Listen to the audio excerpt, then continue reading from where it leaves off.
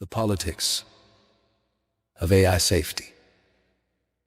Artificial intelligence safety is often presented as a technical problem. Can the model be aligned? Can the system be made reliable? Can the algorithm avoid harmful outputs? Can advanced AI be controlled? These questions matter, but they are not the whole problem. Because AI safety is not only an engineering challenge, it is also a political, institutional, and interpretive problem. The central question is not simply, how do we make AI safe? The deeper question is, who defines what counts as safety, which risks are prioritized, which risks are ignored, and which institutions gain authority through the language of safety? That is the starting point of the politics of AI safety.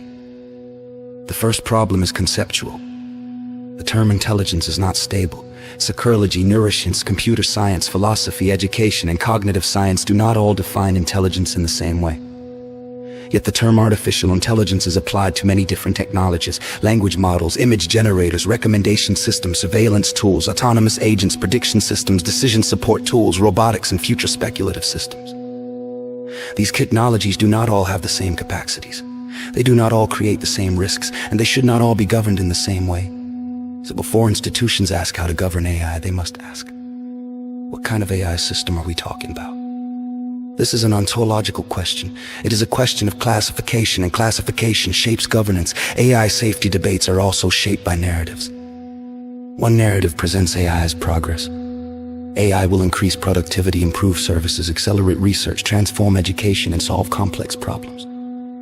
Another narrative presents AI as disruption. AI will replace jobs, destabilize institutions, reshape markets, and alter social trust. A third narrative presents AI as existential risk. AI may become uncontrollable, misaligned, or dangerous at a civilizational scale. A fourth narrative presents AI as structural power. AI may concentrate authority in corporations, states, platforms, security systems, and technical elites. Each narrative makes different risk visible. Each narrative makes different policies appear urgent. Each narrative creates a different politics of safety.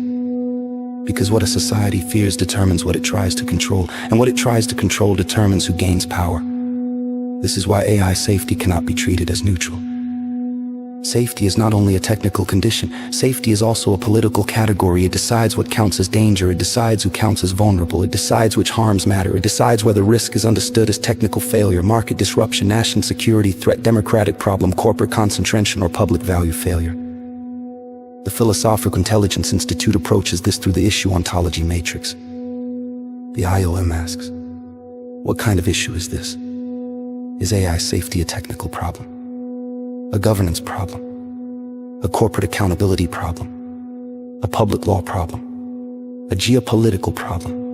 A labor problem? A democratic legitimacy problem? A civilizational risk problem? Or is it several of these at once?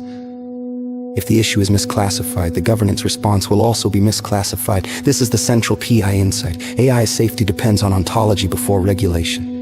If AI is classified only as innovation, then regulation may appear as obstruction. If AI is classified only as existential risk, then ordinary institutional harms may be neglected. If AI is classified only as bias, then power concentration may be overlooked. If AI is classified only as productivity, then human judgment, labor dignity, and public accountability may disappear. If AI is classified only as security, then democratic participation may be weakened.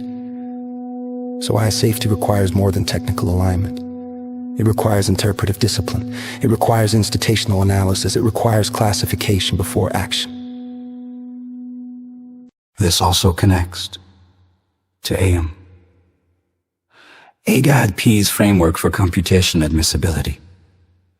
When may AI ask? When may AI output enter institutional reasoning?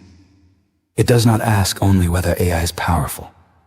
It asks whether AI use is admissible. Are the data valid? Are the classifications appropriate? Are the errors weighted by consequence? Are the objectives justified? Can affected people contest the output? Can the institution explain, constrain, audit, and correct the system? This is where AI safety becomes governance.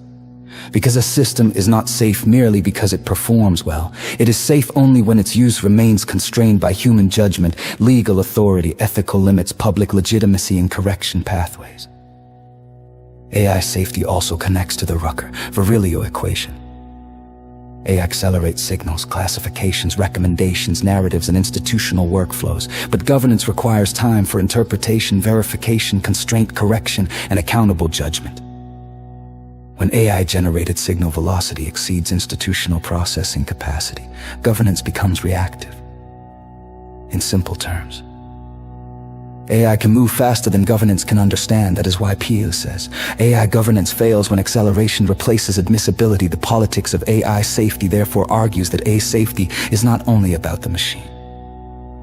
It is about the institutions around the machine. It is about the narratives through which AI is understood. It is about the incentives shaping deployment. It is about who defines risk. It is about which harms become visible. It is about whether public authority can keep pace with technological acceleration. And it is about whether governance can still preserve judgment under conditions of speed, uncertainty, and power. The final message is simple. AI safety is too important to be left only to engineering. It must also be examined through philosophy, governance, public law, institutional design, political economy, and ontology. Because before society can make AI safe, it must know what kind of problem AI safety really is.